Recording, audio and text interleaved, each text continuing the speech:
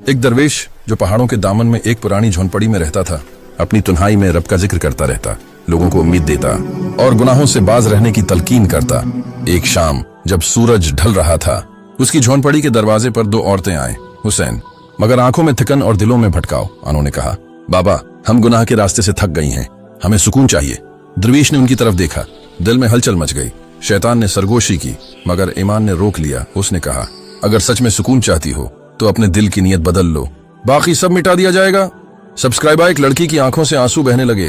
दूसरी ने तंजिया मुस्कुराहट दी, बाबा, हम जैसे लोग तौबा नहीं कर सकते। दरवेश ने तस्बीह हाथ में ली, आंखें बंद की। जब आंख खोली तो सामने सिर्फ एक लड़की खड़ी थी। दूसरी कहां गई? उसने पूछा।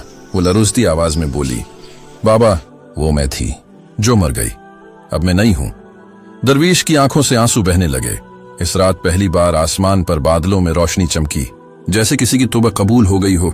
सबक, बाद गुनाह इंसान को मारते नहीं बल्कि दोबारा जिंदा कर देते हैं।